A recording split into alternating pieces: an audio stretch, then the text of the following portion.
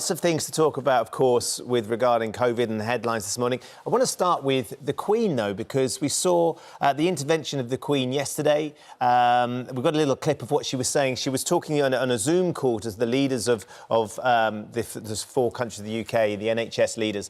And this is what she said about having the vaccine and people's responsibility to have the vaccine. Once you've had the vaccine, you have a feeling of, you're protected, which is, I think, very important. And as far as I can make out, it was quite harmless. It was very quick. And I've had lots of letters from people who've been very surprised by how easy it was to get the vaccine. And the jab it didn't hurt at all. It is obviously difficult for people to, if they've never had a vaccine, they ought to think about other people rather than themselves. Now, it's been considered, that little comment at the end, they need to think about other people rather than themselves, has been considered quite controversial from the Queen's perspective. She's always been so reticent to get involved in any sort of political opinion or anything like that. And here she is suddenly suggesting that that responsibility should sit squarely on the person that is having the vaccine. I wonder what your reaction was to this. Yeah, I think it's brilliant that she's come out and told about her experience of having the vaccine, and it was a really positive experience. I know normally they're fiercely protective over their private information, but this is so important.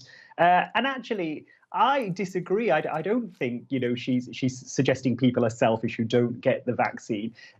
Vaccines programs, they depend on this idea of herd immunity, that 80 to 90% of the population gets vaccinated to protect themselves, but also the people who are unable to get vaccinated for medical reasons. So, yes, you are doing it for yourself, but you're also doing it to protect others. And there's increasing evidence. We've seen data coming out of Israel. We've seen real world data here with the Oxford AstraZeneca vaccine that getting these vaccines does reduce transmission as well. So she's absolutely spot on, as the Queen often is, that you are protecting others as well as protecting yourself. I think some people have already argued that maybe it's putting an undue pressure on people who don't want it because she's the Queen. And actually, she has a life of privilege, and there might be reasons why other people don't feel comfortable with doing that. But she has had a life of privilege, but she's also somebody that knows an awful lot about duty as well, doesn't she? Yeah, absolutely. And she's doing the right thing. And we are all in a privileged position here in the UK that we're being offered the vaccine at such an amazing rate. There are countries all over the world who have yet to get started, who haven't got the same rate of vaccination that we have. We are very lucky. And yes, she may be privileged in her way, but we are privileged here in the UK to have this amazing vaccine rollout on the back of what has been a terrible pandemic for us as a country. Yeah. A couple of other things as well. We know that the JCVI is meeting, or is going to reveal about 11 o'clock this morning, the priority list for the under 50s, who's going to get the jab next. Is there any inclination from the medical profession and you and your colleagues as to where they might be leaning towards that? Lots of people suggesting it should be frontline workers, it should be teachers, it should be police officers, it should be supermarket workers, those people that are mixing with the general public or with students and don't have a choice about it. Is it going to be maybe ethnicity or weight related? We haven't had any extra information on this. We know the JCVI are meeting today, and the announcement will come shortly after that. They will be scrutinising the data, looking at who was in hospital, the ages there, the occupations there, but also beyond that, they'll be looking at various other things. But so far, age seems to be the priority when it comes to getting sick and getting, sadly dying from coronavirus. So I suspect they'll focus very much on age, but there will be some pressure to look at frontline occupations. And I think that's a good idea. One piece of good news, or it seemed to be apparently good news yesterday, was the downgrading of the COVID alert level from 5 to 4.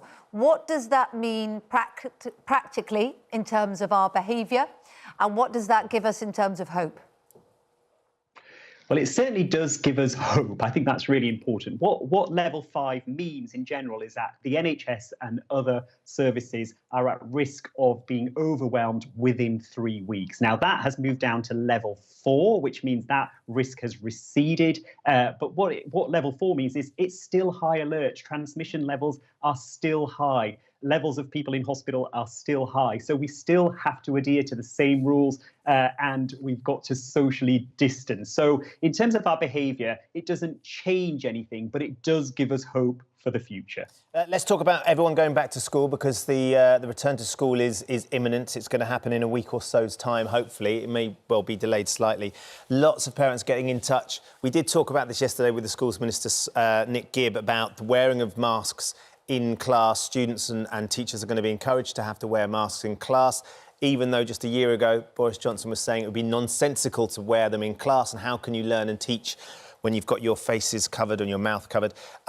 That's still the expectation now, though, isn't it, that when the kids go back, Amir, they're going to be wearing masks. And also, can you explain a little bit about the testing and how the testing's going to take place? Because the responsibility is going to be on parents as well, isn't it, that the kids are going to bring home some lateral flow tests that they're going to have to administer at home? Yeah, that's right. So I think the first thing to say that this only applies to secondary school pupils. So children in primary schools will not be expected to wear masks or be tested.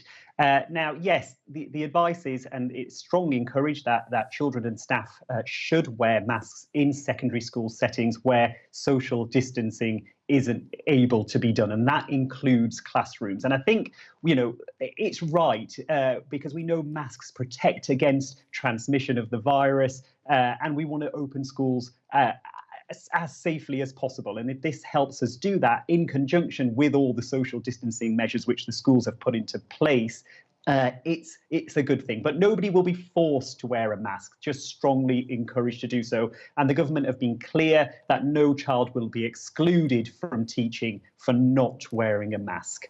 Yes, testing is coming into place as well. So the schools are sorting themselves out for this. They are going to be testing 3 times initially each pupil. After that, students will be given 2 lateral flow tests a week to take home and do at home. And once again, it's not enforced, but it is encouraged. OK, and they're very quick, those lateral flow tests, aren't they? Very quick indeed. They are. I've got one here, actually, which I can show you how to use, because I know there'll be lots of parents a bit worried about what it entails, but you have a swab. It looks like this. It's got a bit of a fabric end at the top of it there. And ideally, this should be taken before you eat, 30 minutes before you eat, and you should have washed your hands beforehand. Now, you want to take a swab of the back of your throat where your tonsils are, and then with the same swab, one of your nostrils as well. So just open your mouth up wide. I'm sorry if you're eating your breakfast and the inside of my mouth puts you off, but here goes.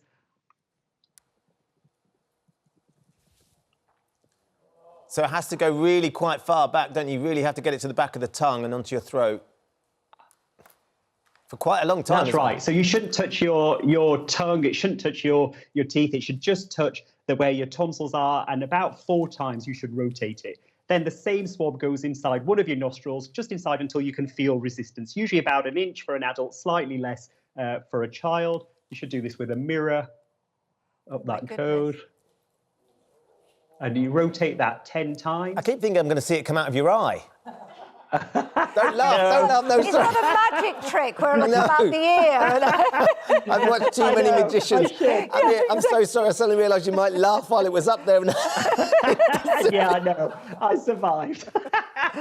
Don't so cause that him an goes around injury. 10 times in your nostril. And then that swab, you've got a little testing tube here, which you put fluid in. That swab goes into there, just like that, and you give it a good squeeze so it at the bottom, I think you can see that, and then give it a good twirl, and then you pinch the tube as you pull the swab out to get all the fluid off there.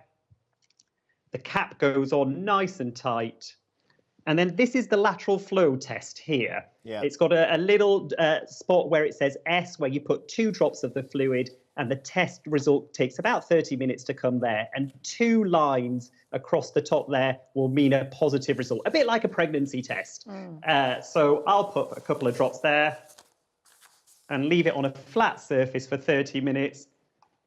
And I have done one earlier today and I've tested negative. So I'm hoping the same will happen this time. OK, well, that was great for us to see because, I mean, we know you're a doctor, so you're experienced with these things, but you weren't unduly concerned in doing that, were you? For uncomfortable. somebody who hasn't had to have one, I think that's really reassuring. Unpleasant, but well worth doing if it keeps yourself and those around you safe.